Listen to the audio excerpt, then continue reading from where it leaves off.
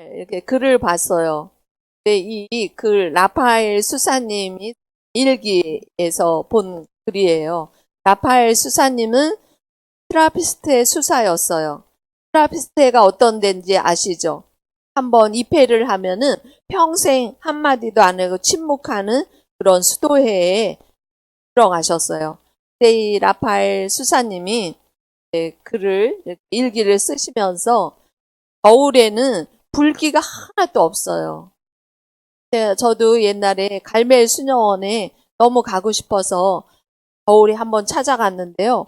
그 갈멜에는 지금도 아픈 수녀님들만 겨울에 불기가 있어요. 그렇게 보행을 많이 하시는 데거든요.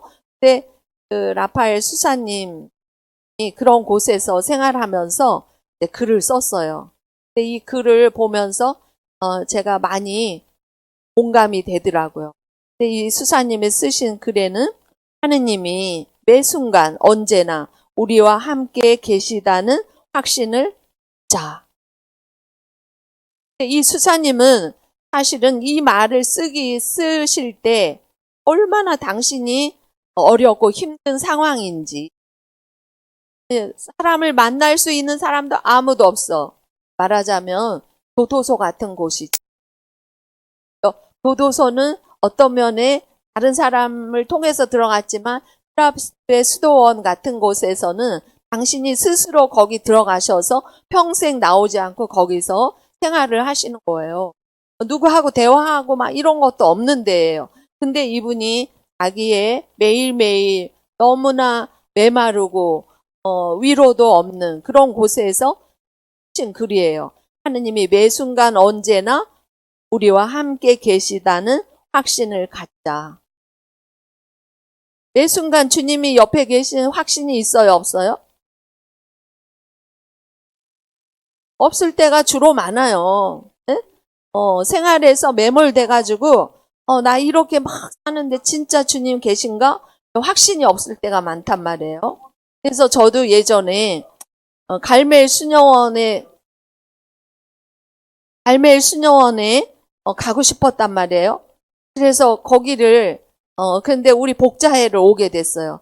갈멜회를 제가 찾아갔는데 원장 선생님이 저를 딱 보시고 제가 고등학교 졸업하는 날 바로 갔어. 네, 바로 갔어. 나 초등학교 때부터 난 갈멜을 너무 가고 싶었으니까 그래서 갔는데 글쎄 그 수유리 갈멜을 찾아가는데요. 제가 부평 사람이에요. 인천 부평. 거기서부터 차를 타고 전철 타고 수유리 깔매를 근데 거기 어쩌면 그렇게 수녀원이 주소만 들고 찾아갔는데 안 나오는 거예요. 7시간을 헤맸어. 그래서 제가 예수님한테 너무 여기 화가 나갖고 예수님 갈매를 못 찾으면 저는 오늘 집에를 안 들어갈 겁니다. 그랬어요. 그랬더니 드디어 갈멜이 나왔어요. 산 꼭대기에. 그래서 이제 초인종을 누르고 거기를 갔어요. 들어갔더니 이제 그 외부에 일하시는 수녀님이 안내실로 이제 면회하는 대로 이렇게 안내를 해줬어요. 제가 이제 처음 갈매를 가봤죠. 그랬더니 와 저쪽에서 문이 철컥 열리고요. 드디어 이게 쇠창슬이 나와요. 그런데 거기 커튼이 있는데 그 커튼을 착 열으니까 깔멜 수녀님, 원장 수녀님이 나오신 거예요. 근데 원장 수녀님이 제가 이제 고등학교 딱 졸업한 날 갔거든요. 그 다음 날 간다 그랬어요. 그러니까 제가 단발머리에 이렇게 갔으니까 저를 이렇게 쳐다보시는 거예요. 근데 제가 저 갈매를 여기 오고 싶은데 여기 오려면 어떤 준비를 해야 하나요? 이걸 물어보고 싶었어요. 근데 갈멜 수녀님이 저를 원장 선생님이 쫙 쳐다보시더니 왜 갈매를 오려고 합니까? 외부 그 활동 수녀회도 많아요. 그러면서 활동 수도회를 찾아보세요. 갈멜 오지 말고 외부에 활동하는 수도회를 찾아보세요. 문 딱 닫고 들어가셨어요. 세상에 내가 7시간 헤매서 갔는데 그 원장 수녀님은요 3분 이야기했나? 아니 어떻게 찾아왔어요? 그동안 어떻게 어떤 생각을 갖고 갈매를 오려고 하나요? 그리고 기도는 어떻게 해나요? 이런 얘기를 영적 얘기를 저는 좀 나누고 싶었는데 그 말을 한마디도 안 하고, 활동수도에도 많으니까 활동수도에 찾아오세요. 그러고 문을 딱 닫고 그냥 가셨어요. 그래서 제가, 눈물을 막 흘리면서 갈멜 수녀원에서 쫓겨나는 그런 기분으로 갔어요. 그런데 제가 드디어 찾았던 면역무화, 네, 내가 죽으면 면역사제, 면역무화, 하느님과 일치하는 한국 순교 복자의 우리 박유령 신부님 면역무화의 영성을 제가 만났어요. 그래서 야, 이것이야. 그러면서 제가 복자회를 딱 들어갔거든요. 근데 이제 우리 집에는 어떤 저기가 있었냐면 순교자들, 옛날 순교자들이 숨어 살던 그런 곳에 노동하는 그런 수녀님들이 있었어요. 그래서 거기에 수녀님 5분이 살고 계셨거든요. 근데 거기를 들어가려면 종신서원을 하고 5년이 지나야지 거기를 갈 수 있어요.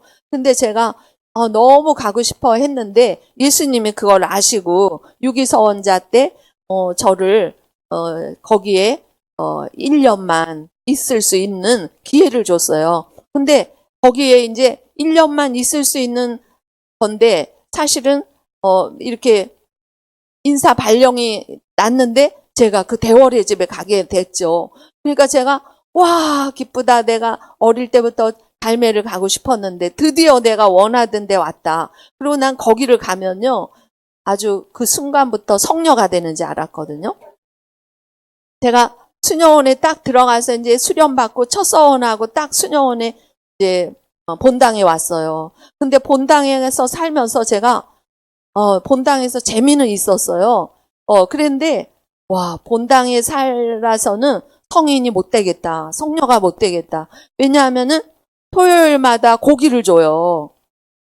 그러니까 그때 제가 86년도, 7년도인데 어머, 수녀가 매일 일주일에 한 번씩 고기를 먹는 거야. 이러면 이렇게 성녀가 못 될 것 같은 거예요.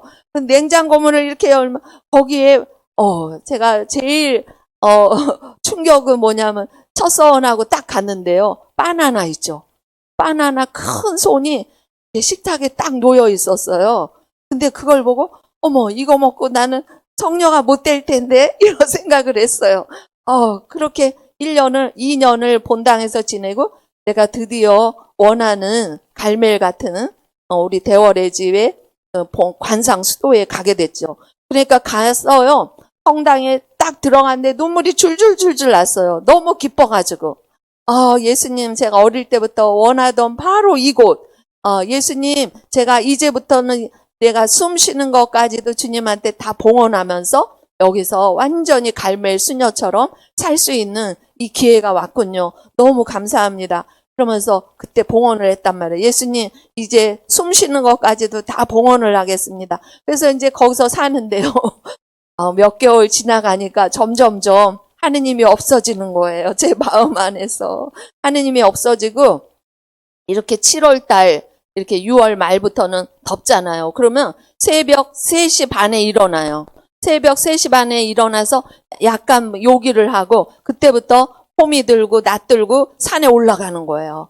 그때 거기서부터 이제 그 일을 하고, 이제 해가 쨍쨍 찌려고 그러면 11시쯤 다시 들어와요. 들어와서 좀 쉬고 기도를 해요. 그때부터 기도하고 한 4시에 다시 올라가요.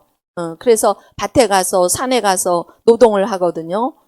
근데 이게 반복이 되니까 제 마음 안에서 나는 여기서 예수님 만나서 일치극체해서 여기서 내가 숨 쉬는 것까지 내가 노동하는 모든 걸 주님한테 이제 이렇게 봉헌하면서 여기서 진짜 수도자처럼 나는 살 것이다 생각했는데 아니 한 4개월, 5개월 지나니까요. 이 몸이 피곤해지는 거예요. 너무 안 하던 노동을 하니까 이제 기쁘게 기도하려고 앉으면 계속 조는 거예요. 기도를 할 수가 없어. 그리고 온몸이 부서지는 것 같이 아프고 힘들고 그러니까요. 제가 또 막 눈물이 나더라고요. 조배를 하면서 예수님, 나는 온몸이 부서져라. 이렇게 예수님을 위해서 일하고 여기 수녀원에 왔는데 왜 예수님이 안 보이나요? 예수님 어디 가신 거예요? 막 눈물이 났어요. 진짜 엉엉 울었어요. 그런데 그러면서 이제 제가 피정을 가게 됐어요. 피정을 갔는데 우리 유기서원자들 다 모여서 그때는 막 유기서원자가요 100명이 넘었어요. 그때는 우리 반만 해도 24명이었거든요. 그러니까 아주 많았어요. 그래서 이제 같이 이제 피정을 하는데 거기에서 예수님이 뭘 비춰줬냐면 5,000명 먹이신 기적 있죠. 그거를 이제 묵상을 하는 거예요. 근데 그거 묵상했는데 그거 엄청 많이 본 묵상이잖아요. 근데 사람들이 남자만 5,000명이니까 한 15,000명은 더 이상 되겠지. 근데 해가 어둑어둑 넘어가니까 거기 필리포가 사도가 와서 예수님 저 사람들 다 먹을 걸 줘야 됩니다. 그러니까 예수님이 뭐라 그랬어요? 야, 너희가 먹을 걸 줘라 이러시는 거예요. 그러니까 필리포 사도가 아니 우리가 200데나리온어치를 사다가 풀어도 다 못 먹이는데 어떻게 합니까? 그러니까 그 순간에 누가 딱 나타났죠? 안드레아가 나타났어. 안드레아 사도가 딱 나타나서 예수님 어떤 아이가 물고기 2마리 빵 5개 갖고 있습니다.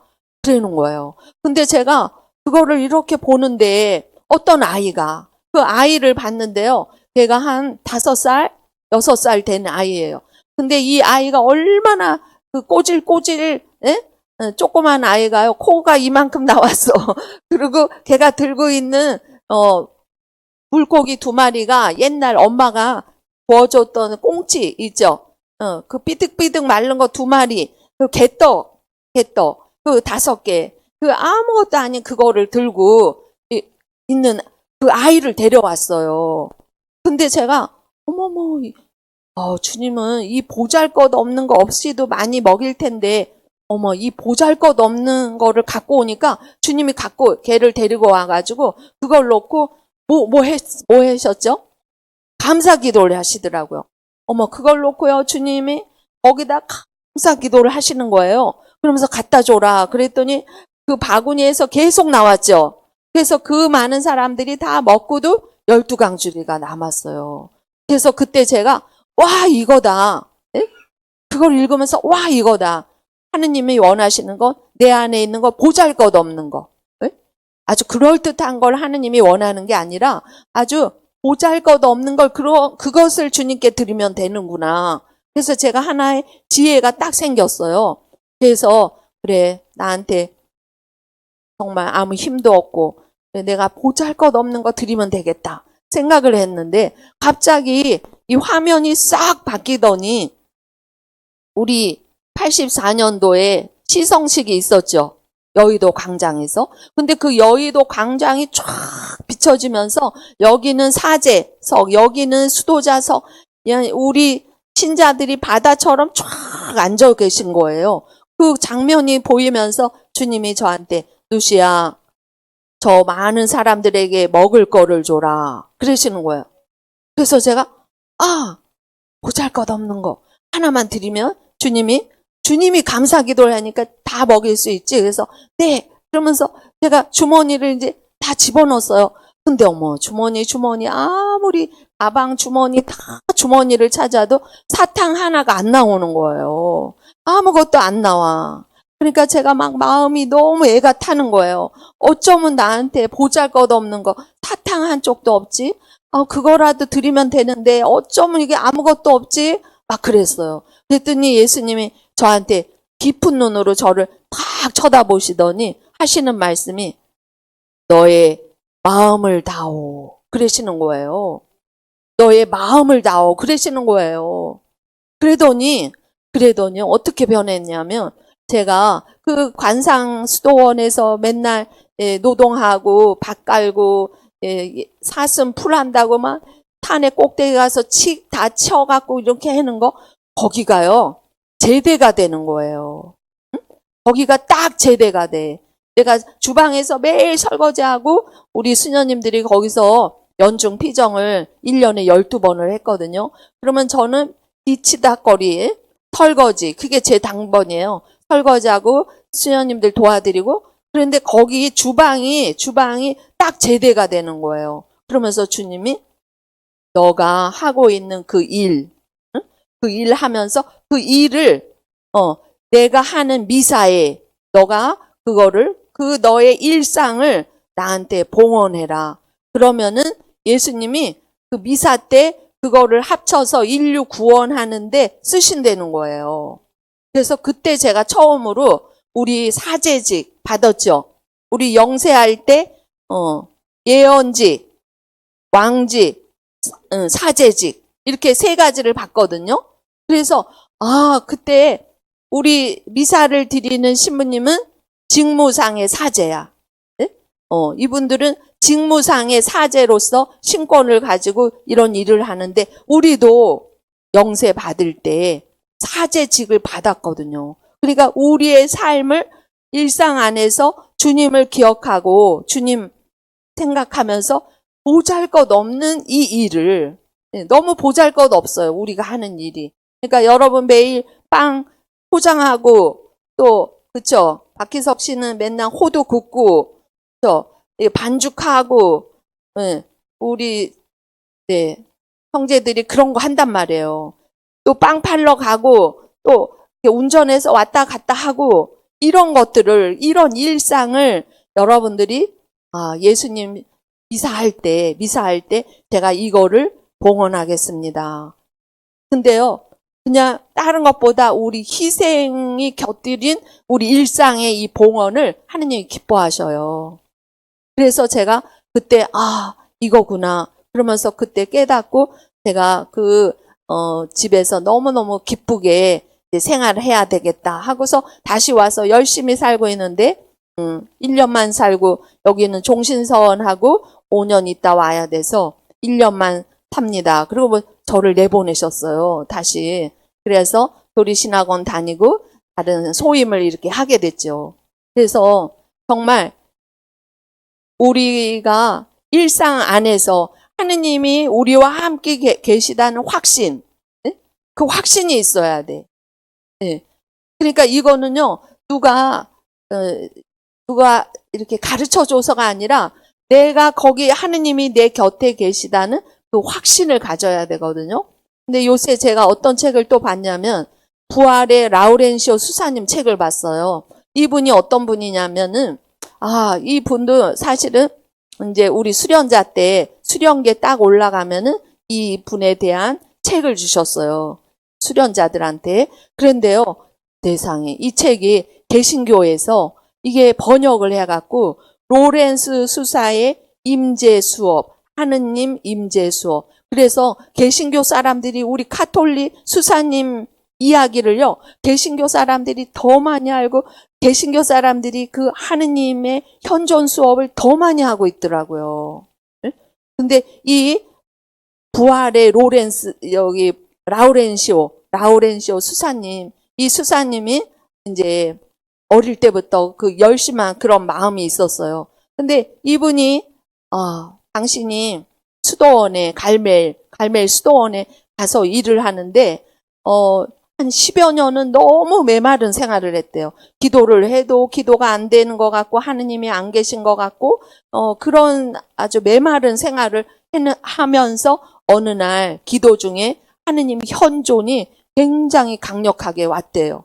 하느님 현존이 아주 자기 마음을 심장을 꿰뚫는 것 같은 그런 체험을 한번 했어요. 그래서 이분이 돌아가실 때까지도 그때 그 체험은 당신이 잊을 수가 없다는 거야. 그러면서 이분은 기도하는 것보다 일하면서 하느님 현존을 더 강하게 느끼신대. 그냥 앉아서 기도하면 분심도 되고 이렇게 하는데요. 참 이분은 일을 할 때 하느님 현존이 더 강하대. 그래서 당신이 어떻게 하냐면 하느님의 현존 수업을 어떻게 했냐면요. 이렇게 하느님을 향해서 마음의 시선을 하느님께 딱 두는 거예요. 그러니까 우리 창설 신부님도요. 창설 신부님 사진 찍은 걸 이렇게 화보에 나왔는데 우리 창설 신부님은 다른 사람은 사진 찍을 때 다 사진 이렇게 앞을 보잖아요. 근데 우리 신부님은 항상 옆을 보고 이렇게 찍었어요. 박유령 신부님 사진이. 그게 참 신기했거든요.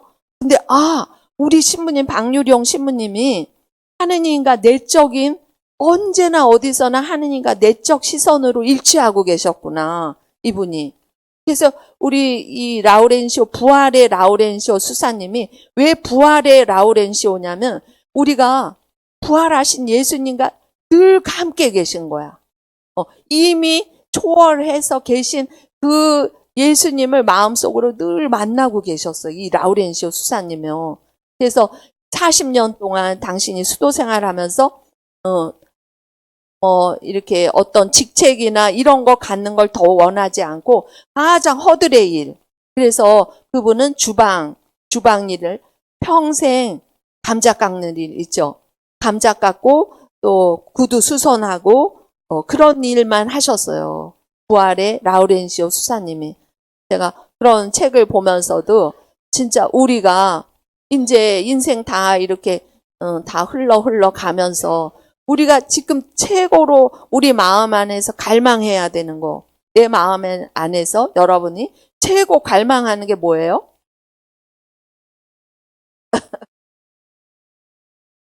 최고로 내 마음 안에서 내가 갈망하는 거. 주님을 만나자. 네, 주님을 만나고 주님과 함께 생활을 해야 되는 거. 그렇죠? 내가 어디에 있든지 무엇을 하든지 항상 내 시선이 하느님을 향해서 있고 싶고 하느님과 함께 하고 싶고 그런데 그런 은혜를 또 받은 분도 있는 것 같아요. 이 안에서도. 네? 항상 하느님 생각하면 눈물이 나고 어떤 성가를 부르면 또 눈물이 나고 그러면서 지금 우리 이 생활 안에서도 정말 하느님이면 나는 만족이다. 하느님이면 만족이다.